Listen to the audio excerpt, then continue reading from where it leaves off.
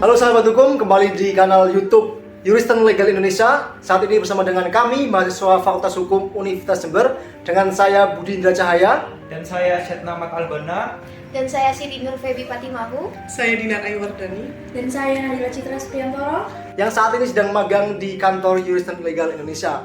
Kini kita akan membahas mengenai topik yang sedang hangat dibicarakan, yakni terkait dengan dugaan korupsi minyak yang dilakukan oleh PT Pertamina. Pemenuhan minyak mentah maupun produk kilang dilakukan dengan cara impor. Kejaksaan Agung menemukan kerugian keuangan negara sebesar 193,7 triliun rupiah. Kali ini kita tidak sendirian, kita akan membahas bersama dengan narasumber kita kali ini, yakni Bapak Komisaris Besar Polisi Purnawirawan Idewa Putu Tirtayasa. Selamat pagi Bapak. Pagi. Bagaimana kabarnya Pak? Sehat. Luar biasa. Luar biasa. Nah ini Pak, terkait dengan pemberitaan terbaru ini terkait dengan dugaan korupsi tentang minyak ini, bagaimana terkait itu Pak pendapatnya? Kalau kasus korupsi Pertamina, kenapa dia dikatakan korupsi ya? Nah, kalau kita bicara kasus korupsi, tentu kasus ini merugikan keuangan negara ya. Kalau kita tahu Pertamina ini adalah merupakan perusahaan BUMN ya, BUMN milik negara. Apapun yang dilakukan oleh perusahaan Pertamina, personal perusahaan Pertamina, apalagi ini secara banyak pelakunya yang melakukannya baik dalam Pertamina maupun luar, ini termasuk korupsi karena memang itu aset negara. Jadi aset Pertamina itu merupakan aset negara. Kalau ada misalnya hal-hal yang menyimpang terkait masalah keuangan itu termasuk kategori korupsi, itu pidana korupsi. Jadi termasuk kasus extraordinary crime, itu termasuk salah satu kasus extraordinary crime, dan harus ditangani juga secara ekstra juga, sama secara extraordinary crime juga. Nah, yang berwenang untuk menangani kasus korupsi ini, kalau kita lihat secara institusinya ada dua ya, ada tiga. Satu kejaksaan, yang kedua adalah KPK, yang ketiga adalah Kepolisian Negara Indonesia. Itu yang memiliki kewenangan untuk menangani korupsi. Nah, sekarang isu yang berkembang saat ini yang paling aktual ya, isu ini adalah ditangani oleh pihak kejaksaan. Gitu. Saya kira mungkin sekarang masih dalam tahap penyelidikan kasus ini oleh Kejaksaan Agung. terkait mengenai kewenangan dari kejaksaan, kepolisian dan KPK itu adakah perbedaannya? Sebelum kewenangan tidak ada perbedaan. Ya. Cuma kan siapa yang lebih dulu menangani, dia yang ini. Dan instansi yang lain, KPK sama polisi sifatnya koordinasi saja. Kalau KPK lebih dia kepada supervisi. Karena ada di undang-undangnya itu bisa melakukan supervisi tindak pidana korupsi yang dilakukan oleh kejaksaan maupun oleh kepolisian. Jadi siapa yang menemukan deliknya, dia diberikan porsi yang menangani. Yang lainnya sifatnya koordinasi. Mungkin dari teman-teman ditanyakan? kalau dari yang pertama nih Pak, dalam tindak korupsi yang dilakukan pada Pertamina itu ada 3 tahap. Yang pertama yaitu permufakatan Pertamina agar dapat melakukan sebuah impor.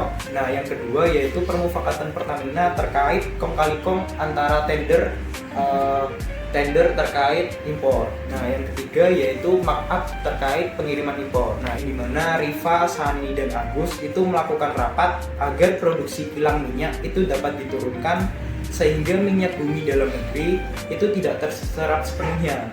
Yang alhasil minyak produksi dalam negeri yang seharusnya diekspor, sedangkan pemenuhan minyak mentah dalam negeri itu diperoleh dari impor. Sehingga bagaimana sih Pak terkait implikasi dari permufakatan tersebut? Permufakatan atau mediasi atau lobby itu boleh sah-sah saja. Tapi yang paling penting, apakah permufakatan ini, lobby ini akan berimplikasi kepada kerugian negara nggak? Misalnya kan dia melakukan permufakatan, misalnya you harus memberikan harga sekian, untuk saya sekian persen misalnya. Artinya permufakatan maupun lobby itu sah saja, tapi yang menjadi tidak sah kalau dia merugikan negara gitu ya.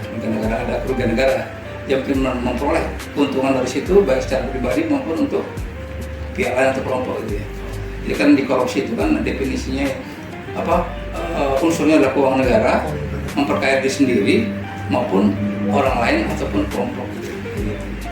Jadi sepanjang dia tidak merugikan, ini dia melakukan lobby tidak merugikan dan akan menguntungkan negara, itu nggak ada masalah.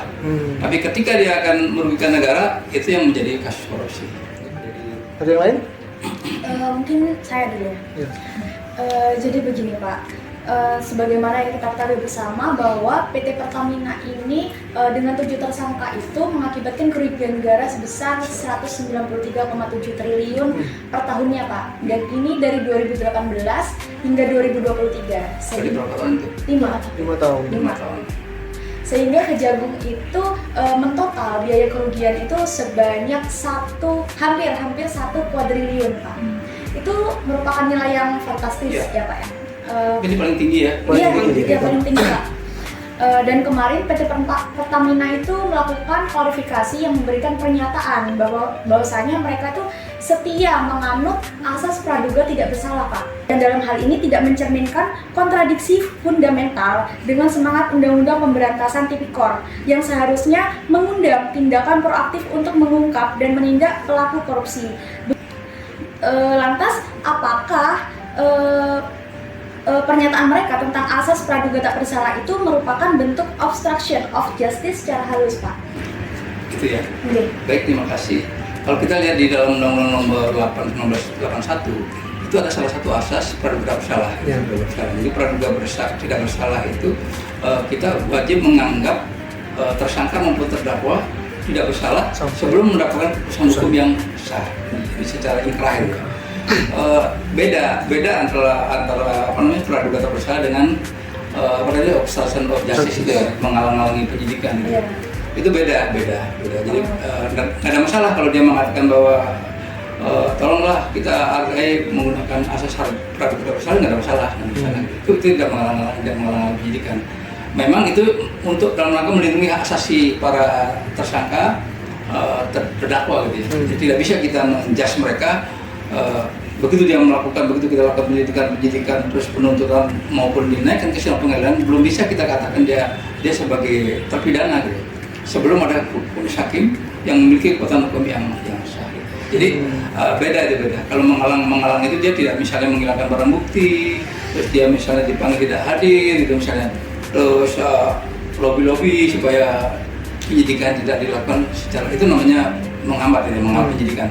Kalau asas praduga tak bersalah kita harus mempunyai anggapan gitu, berasumsi gitu bahwa mereka ini memang belum salah sebelum divonis nanti gitu.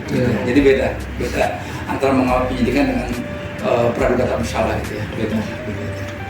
Kalau dari saya mau isinya Pak, bagaimana regulasi terkait prioritas penggunaan minyak bumi dalam negeri sebelum melakukan impor dan kenapa regulasi ini tuh selalu dilanggar oleh para tersangka itu Pak? Ya itu karena mungkin dia sudah melakukan kolaborasi dalam rangka mencari keuntungan sendiri gitu. Kalau kita lihat Undang-Undang Nomor 2002 di Indonesia itu terkait masalah eksplorasi dari hulu, dari tengah sampai hilir itu semua dikelola oleh negara gitu ya, negara. Tapi mereka melanggar ya tentu itu. Kalau dia melakukan pelanggaran tentu pasti ada pelanggaran hukum dan untuk menguntungkan dirinya sendiri gitu ya.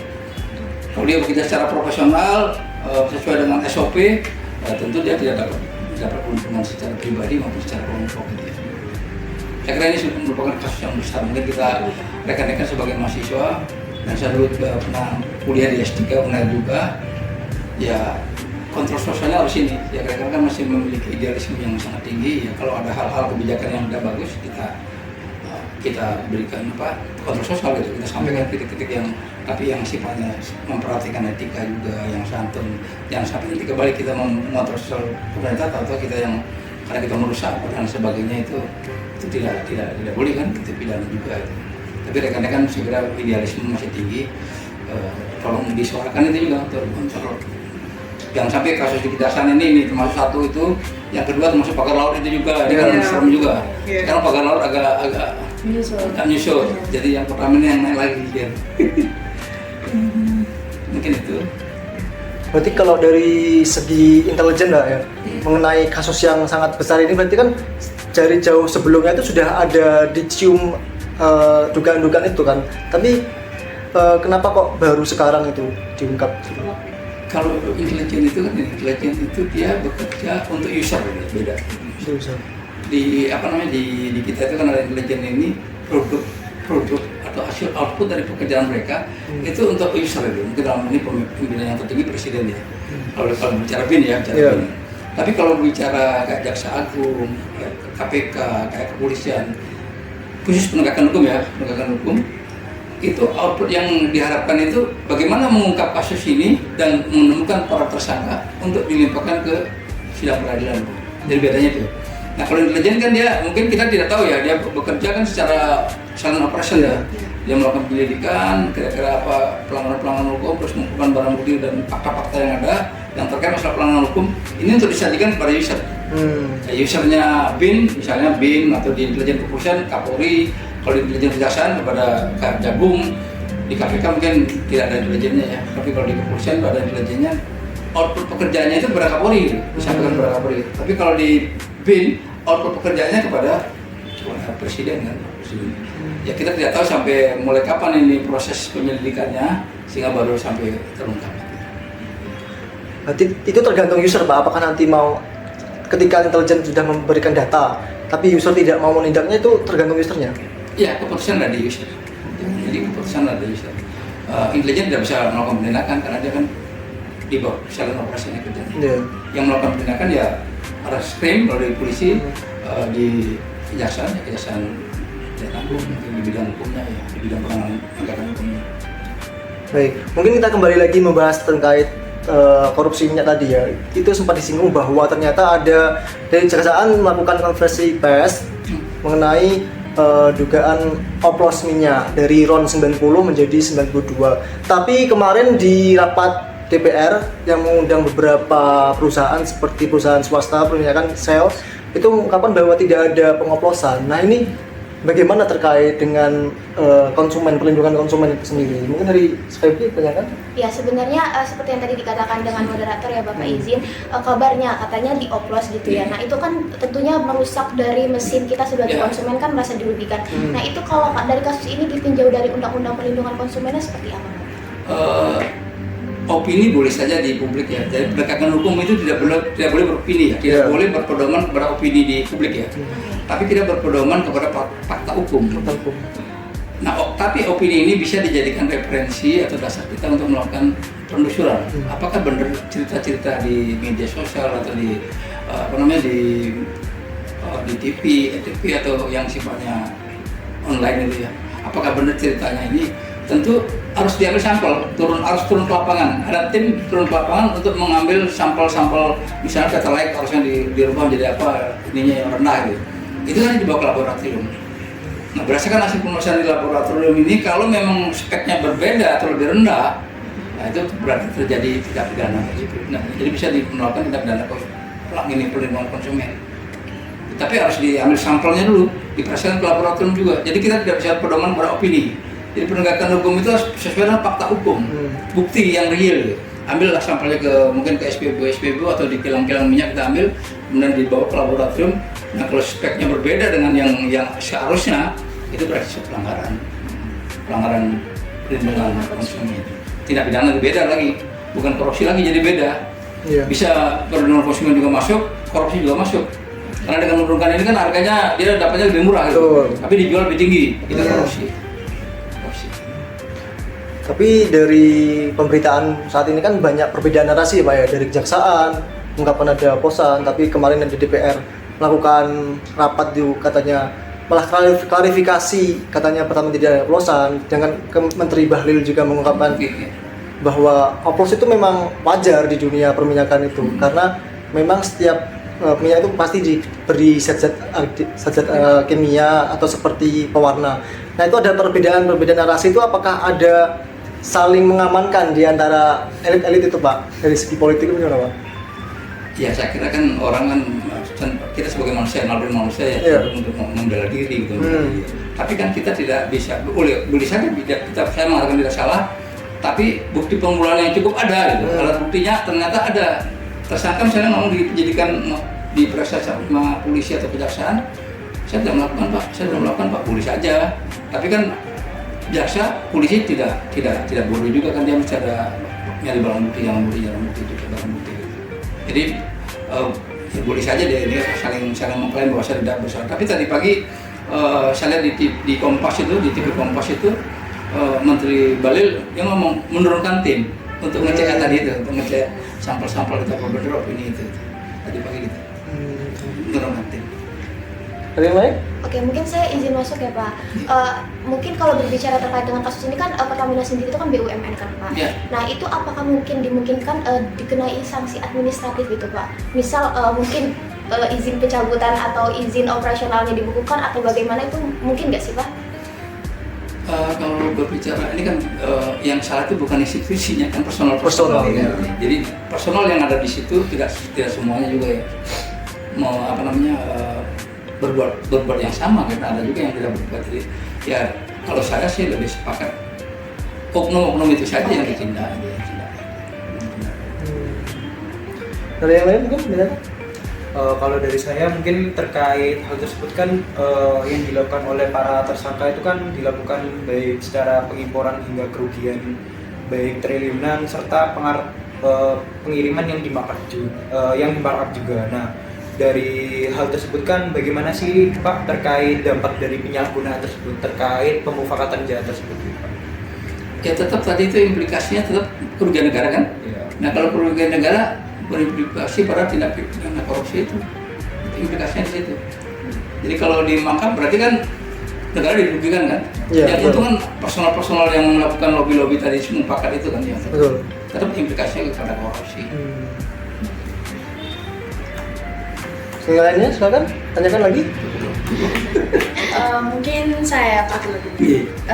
Ini kan 7 tersangka ya Pak ya, kalau tidak salah 7 tersangka ini kan dijerat dengan beberapa pasal berlapis, yakni pasal 2 ayat 1 Jangto, pasal 3 Jangto, pasal 18 Undang-Undang Nomor 31 Tahun 1999 tentang pemberantasan tindak pidana korupsi, Jangto pasal 55 ayat 1 ke 1 KUHP ya Pak. Nah, dalam KUHP ini sendiri kan memiliki batas maksimal hukuman yakni 20 tahun di penjara ya Pak. Menurut Bapak sendiri nih, apakah hukuman 20 tahun ini cukup efektif untuk menimbulkan rasa jera terhadap pelaku? Apakah cukup menjadi implementasi dari ultimum remedium itu sendiri Pak? Saya kira kalau ancaman hukuman 20 tahun dan hakim konsekuen menerapkan itu maksimal 20 tahun, ya mungkin saya kira sudah bisa menimbulkan efek jera bagi pelaku lah gitu. Tapi kadang kan ini kan ancaman kan di atas kertas kan. Tapi di dalam pengadilan kan belum tentu juga. Itu berdasarkan keyakinan hakim. Jadi kalau 20 tahun saya kira sudah menimbulkan efek jera lah. Saya Pak izin masuk. Sebenarnya gini sih Pak, sedikit rada bingung gitu ya Pak. Kenapa kok banyak banget instansi-instansi yang korupsinya tuh apa ya, rentan waktunya cukup lama tapi baru terungkap sekarang. Nah sebenarnya pengawasannya itu seperti apa sih Pak, sehingga kayak kok bisa sih banyak banget yang korupsi gitu Pak? Saya sebagai mahasiswa tuh kayak greget gitu ngelihatnya banyak berita-berita korupsi tuh sedikit gitu. Dulu ini mohon saya setback ya. Dulu saya pernah di dalam tesis saya itu ada, saya bikin judulnya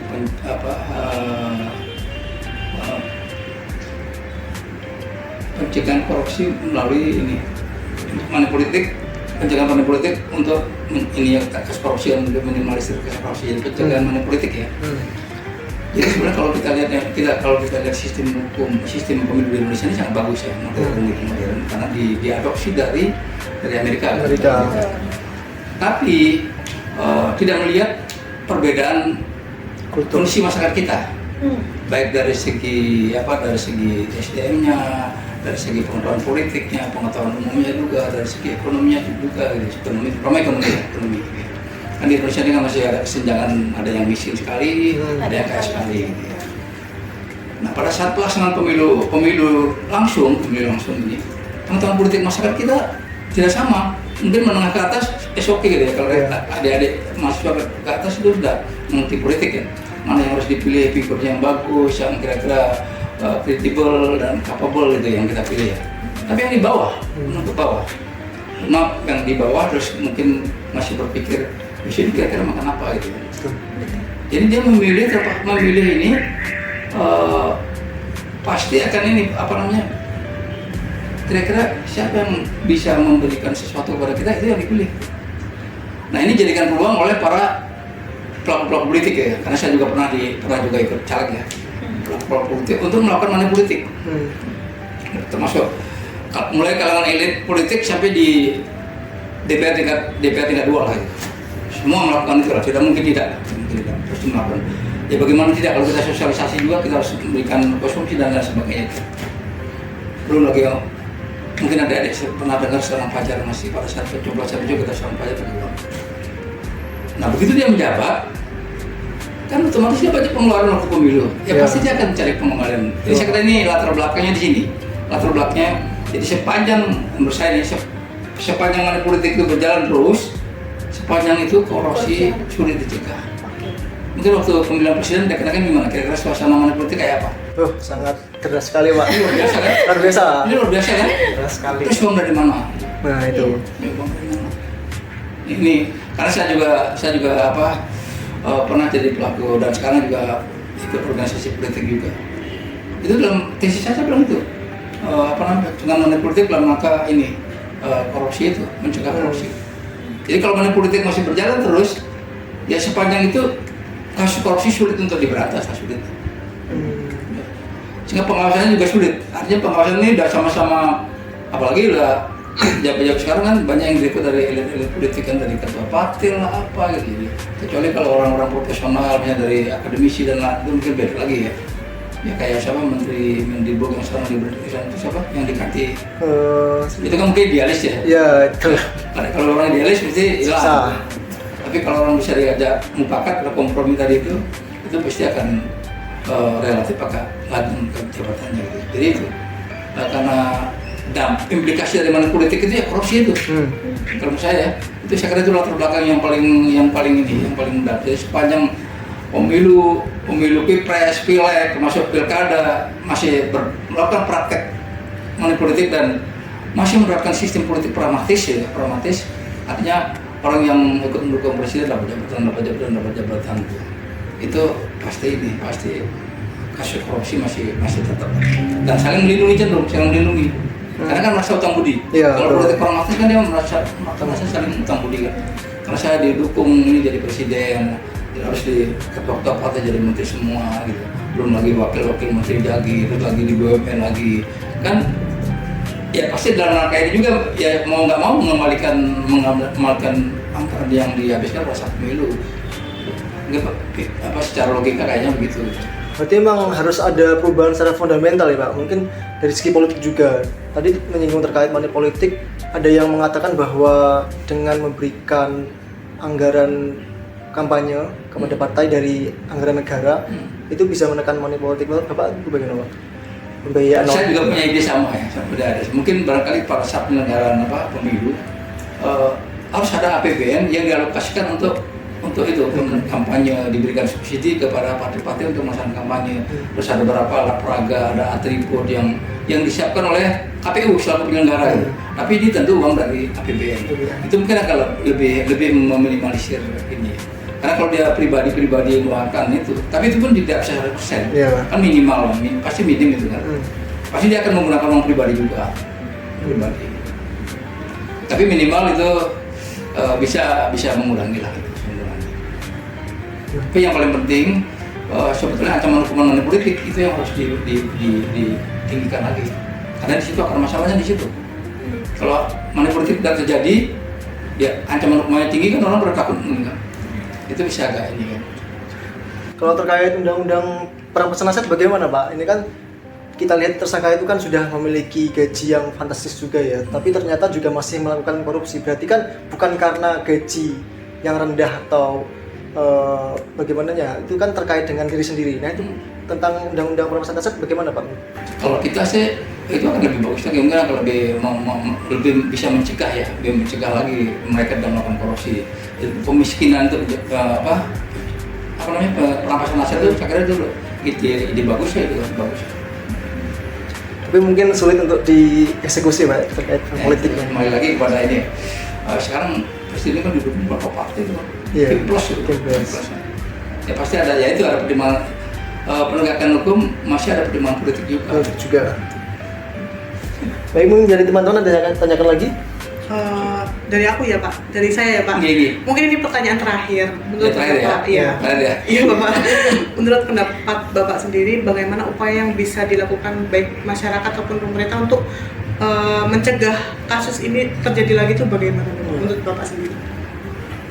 Ya tadi masyarakat kita harus dibikin lebih pintar lagi gitu dalam terkait dengan masalah pendidikan politik gitu ya, dan harus dibangun sikap yang berani untuk melakukan kontrol sosial, tapi yang santun ya, yang santun tidak bahasa-bahasa kotor misalnya, itu kan nggak bagus ya. Masyarakat juga harus dimotivasi untuk memberikan kontrol sosial juga, dan harus sering melakukan penyuluhan hukum di tengah masyarakat. Jadi hukum ini begini, bagaimana hak dan kewajiban. Kalau di dalam bahasa kan ada equality dulu itu, itu juga harus disampaikan juga gitu. Siapa saja yang melakukan, bisa petani sampai ke orang presiden bisa ditindak secara ini. Terus ada di pasal 28 itu kesamaan kedudukan dan hak dalam bernegara dan bermasyarakat. Itu perlu dilihat dulu. Masyarakat di Jember kan mungkin di pelosok-pelosok perlu sering kasih penyuluhan hukum lah. Iya betul.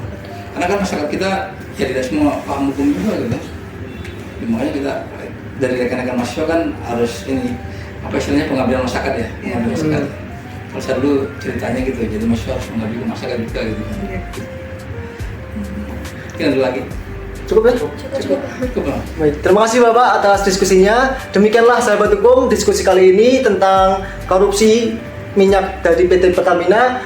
Kami dari mahasiswa Fakultas Hukum mengucapkan terima kasih dan sampai jumpa di video-video selanjutnya. Terima kasih.